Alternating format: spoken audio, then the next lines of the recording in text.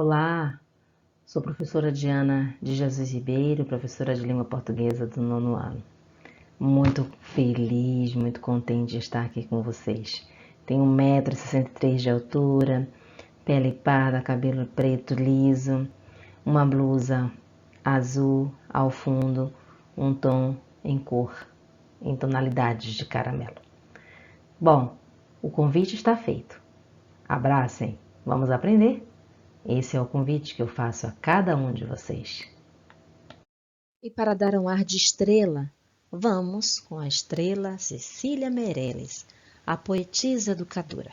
Essa fotografia é de 1932, um pouco depois dela compor o poema Encontrado Agora. Ela estava muito à frente do seu tempo em relação a pensamentos como a questão da posição feminina na sociedade, da educação, do valor da educação e do respeito da educação como chave, como elemento crucial, e da literatura inserida na escola como chave mestra para o desenvolvimento dos sujeitos, principalmente a partir da imaginação.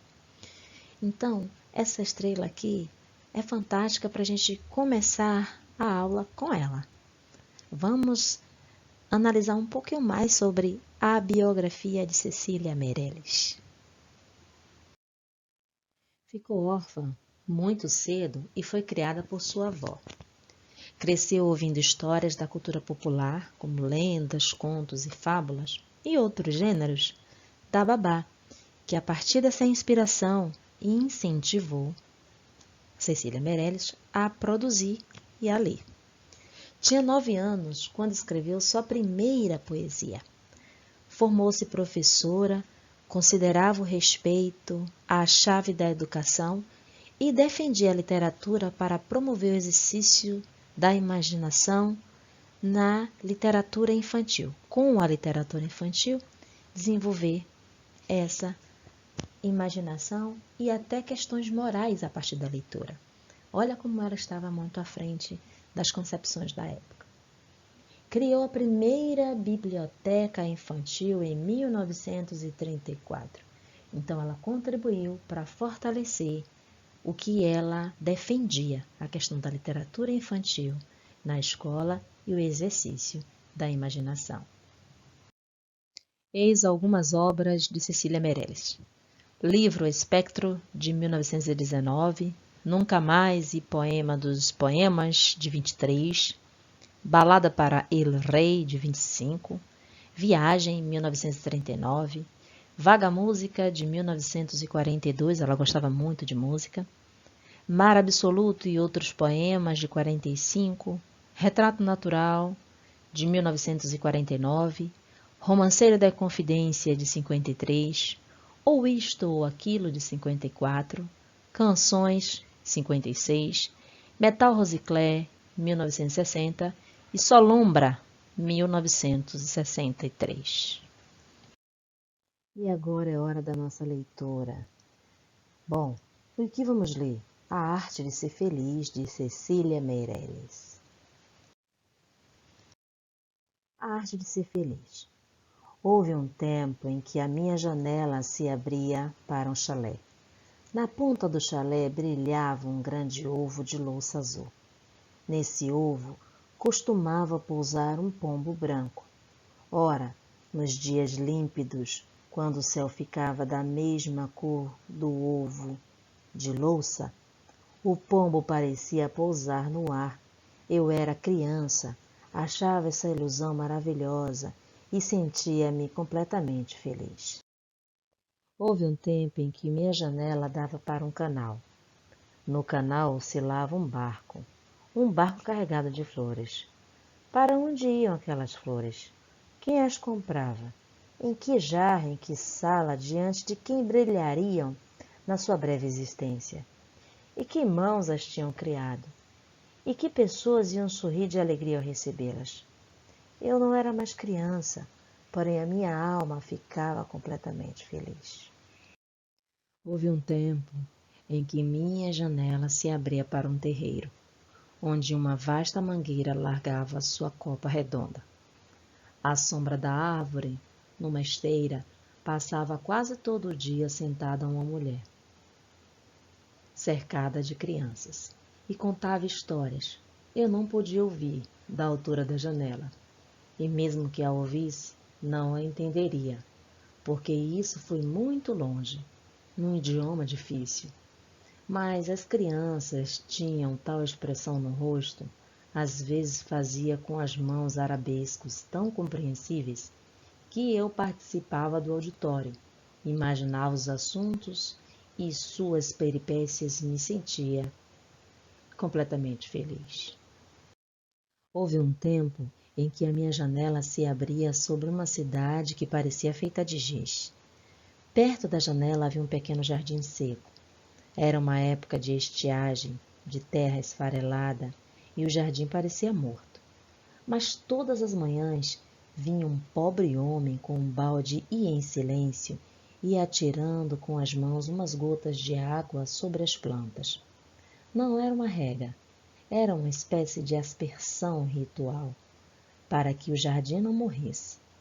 E eu olhava para as plantas, para o homem, para as gotas de água que caíam de seus dedos magros, e meu coração ficava completamente feliz.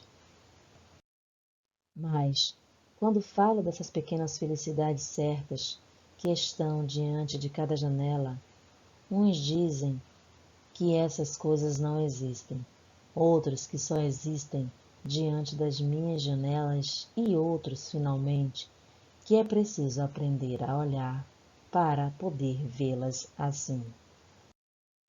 E, tomando como base o texto de Cecília Meirelles, vamos analisar a relação entre as partes de um texto. Bom, vamos começar com o pronome dessas e essas. A que ele se refere? Vamos começar com esse aqui. Dessas pode se referir a uma ideia ou ideias ou palavras ou expressões ditas anteriormente. A gente pode utilizar isso na produção textual. Gente, vamos aprender a utilizar isso, ok? No primeiro parágrafo, ela se refere à ilusão em relação ao ovo de louça, ao pombo. Nela, na visão dela, é uma ilusão maravilhosa, ela resume assim. Então, ela se refere dessas pequenas felicidades no primeiro parágrafo. No segundo, a alegria de receber flores, de cultivar flores, quem iria recebê-las, em que vaso, em que jarro. Bom, isso para ela é uma alegria, ela também se refere a uma ideia, ela também se refere como pequenas felicidades. A mãe contando história para os filhos, ou para as crianças que necessariamente não seriam filhos, é uma ideia, é uma impressão que ela tem. Então, dessas pequenas felicidades também, isso aqui faz parte. O homem regando as plantas em momento de estiagem, tentando salvá-las, com os dedos magros, respingando a água ali, é uma visão que a deixava feliz. Então, todas essas visões, sejam elas imaginárias ou reais, ela se refere como pequenas felicidades. Então, dessas pequenas felicidades. Entenderam? Que ela utiliza dessas para retomar ideias. E essas, professora, essa se refere a pequenas felicidades.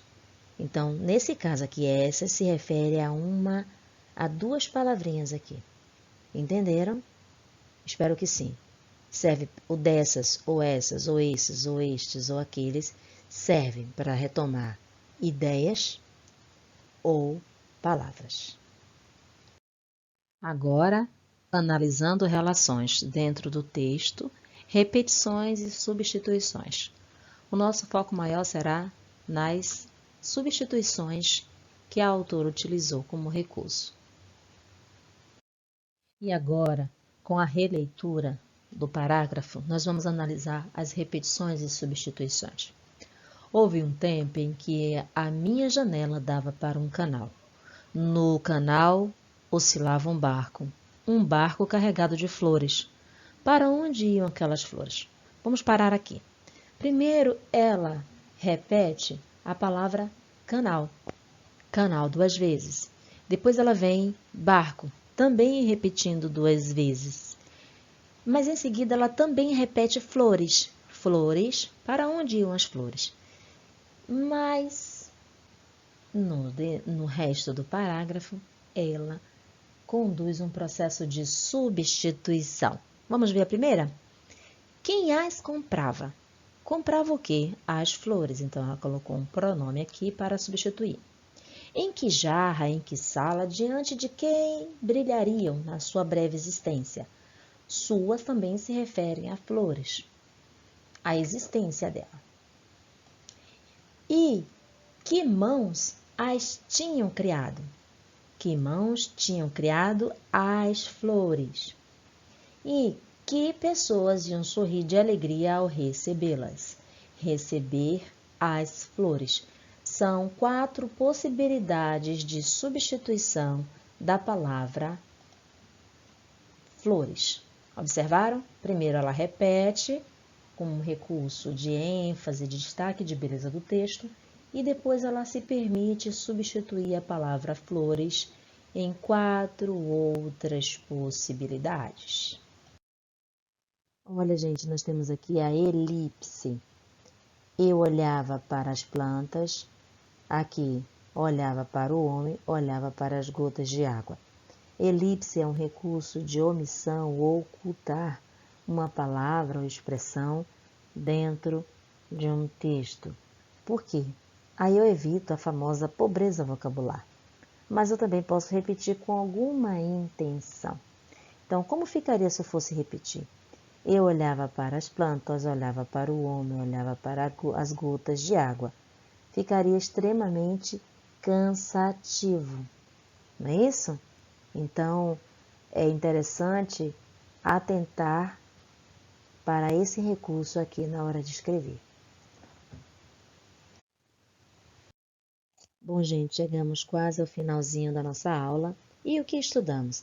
A relação entre as partes de um texto, nos parágrafos e nos períodos, entre essas partes, início, meio e fim, e como eles estão encadeados de forma lógica. E também estudamos as repetições e as substituições, que são recursos coesivos que permitem você dar beleza, riqueza, poesia e estrutura lógica ao seu texto. E agora, que tal um desafio? Qual é a paisagem que você vê da sua janela? Produza um pequeno texto com sabor de poesia. Utilize os recursos aprendidos hoje para evitar repetições. Use e abuse de sua imaginação. Pense que essa janela são seus olhos. E o que os seus olhos observam que torna a sua vida mais feliz, que torna a vida do outro mais feliz. Aproveite a sua imaginação e sua criatividade. Conto com você. Bye! Um grande beijo para cada um de vocês e estou aguardando cada um na próxima aula.